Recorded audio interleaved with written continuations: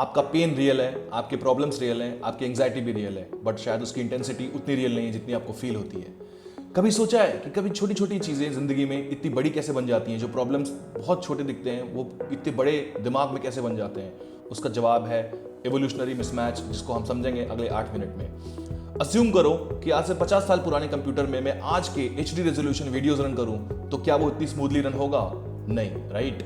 यानी कि जब टेक्नोलॉजिकल एडवांसमेंट आज की स्पीड से मैचअप नहीं कर पा रहे हैं, तो ये अज्यूम करना कि हमारा ब्रेन जो 3 लाख ईयर से अंडर एवोल्यूशनरी डेवलपमेंट है, आज के मॉडर्न प्रॉब्लम्स को उसी एफिशिएंसी के साथ, उसी स्मूथनेस के साथ प्रोसेस करेगा, समझेगा और सॉल्व करेगा, शायद गलत होगा। अब आप सोच रहे होंगे कि आपका ब्रेन तो 20, 30 या 50 सालों में डेवलप हुआ है, मैं 3 लाख साल की बात क्यों कर रहा हूं? गलत। ब्रेन जैसी इंट्रिकेट और कॉम्प्लिकेटेड सिस्टम्स 25, 50, 100 सालों में डेवलप नहीं होती है, ये इवोल्यूशन के थ्रू डेवलप होती है। आपका ब्रेन, आपका माइंड सिर्फ मैच्योर हुआ है, फिजिकल फॉर्म लिया है डीएनए से, बट वो डीएनए लाखों साल से इवॉल्व होते हुए आ रहा है। अब जब लाखों साल से इवॉल्व होते हुए आ रहा है, तो जाहिर सी बात है कि ब्रेन और माइंड कंडीशनड है उस एनवायरनमेंट में रहने के लिए जिस एनवायरनमेंट में वो सबसे ज्यादा रहा है, जो कि था जंगल एनवायरनमेंट, ट्राइबल एनवायरनमेंट। और यही वजह है कि आज के मॉडर्न इश्यूज को ब्रेन मैप नहीं कर पाता है, उसकी इंटेंसिटी को समझ नहीं पाता है। साइंस के इस थियरी को हम लोग इवोल्यूशनरी मिसमैच कहते हैं, जिसपे हजारों लाखों रिसर्च पेपर और स्टडीज पब्लिश हुई हैं। एग्जांपल्स के तौर पर आपके बॉडी में भी कुछ ऐसे ऑर्गन्स आज भी मौजूद हैं जिनका कोई काम नहीं है, जैसे कि अपेंडिक्स पहले प्लांट्स को डाइजेस्ट करने के लिए होता था, बट आज हम प्लांट्स नहीं खाते हैं, कुक्ड प्लांट्स खाते हैं, रॉ प्लांट्स नहीं खाते हैं। जैसे कि ये विजडम टूथ, ये प्लांट्स रॉ मीट को चू करने के लिए होता था, बट आज हम कुक्ड मील्स खाते हैं, तो उसकी जरूरत नहीं है।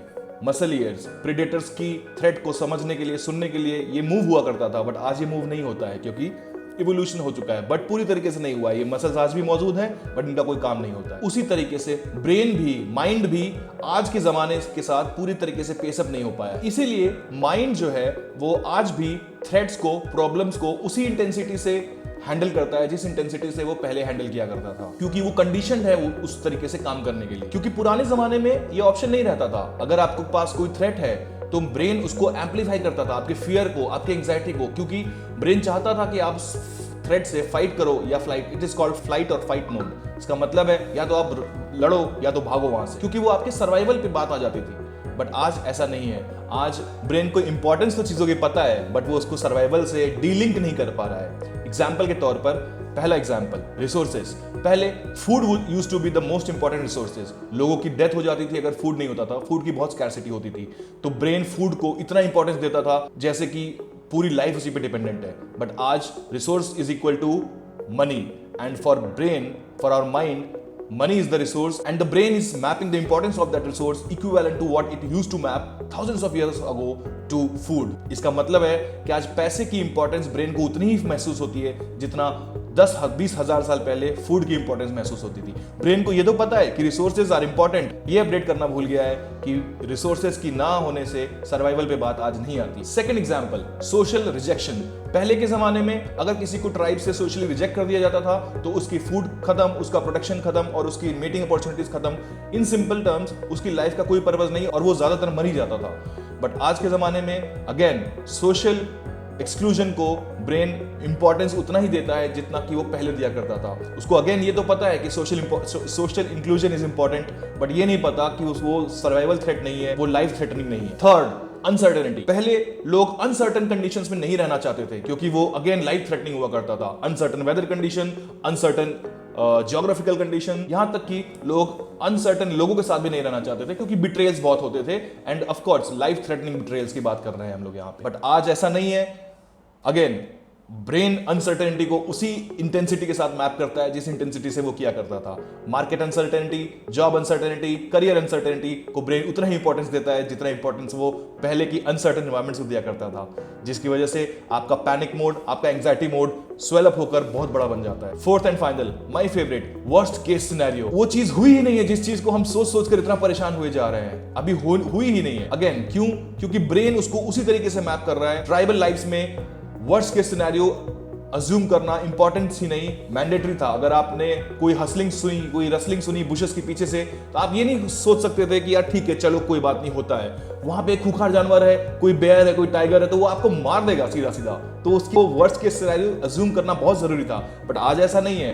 बट ब्रेन आज भी हमारे को वर्स्ट केस सिनेरियो में ले जाता है क्योंकि उसको सर्वाइवल से, उस थ्रेट को एक्सट्रीमिटी से लिंक करता है। इसके अलावा भी कई सारी प्रॉब्लम्स हैं जो इवोल्यूशनरी मिसमैच की वजह से होती हैं, जैसे कि information overload leading to restlessness, discomfort threat leading to procrastination, hierarchy threat leading to status conflict, loneliness, loss of control, future threat, perfection planning, ये सारी की सारी प्रॉब्लम्स इवोल्यूशनरी मिसमैच की वजह से होती है।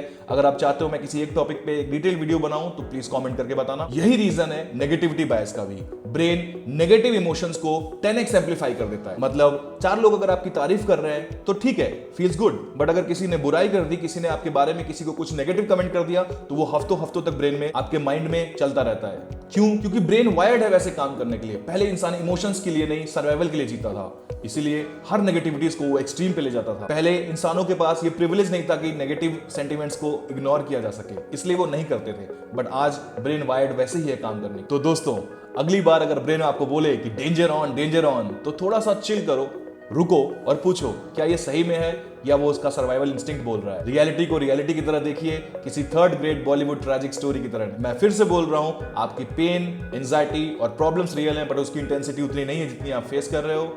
लाइफ बहुत ब्यूटीफुल है, इसको कॉम्प्लिकेट मत करिए। ये ब्रेन का अलार्म सिस्टम है जो जोर जोर से बज रहा है। आग कहीं नहीं लगी है बट अलार्म बजे जा रहा है, और आप भी बकेट लेकर भागे पड़े हो, पानी भी लेकर भागे पड़े हो उस आग को बुझाने के लिए। जबकि आप जब पहुंचते हो आपको दिखता है बस धुआं है, आग तो कहीं है ही नहीं। मतलब सिचुएशन उतनी सीरियस है ही नहीं जितना सीरियस आपका शक्ल बन जाता है। आप टूट नहीं रहे हो, आप बस ओवर रिएक्ट कर रहे हो एक ऐसे सिस्टम के साथ जो जंगल में रहने के लिए बना था, लेकिन उसको शहर में रहने के लिए छोड़ दिया गया। आप समझ रहे हो, शेर नहीं है बट भाग आप आज भी रहे हो। इसलिए आपकी चॉइस है, जिंदा रहना है या जीना है।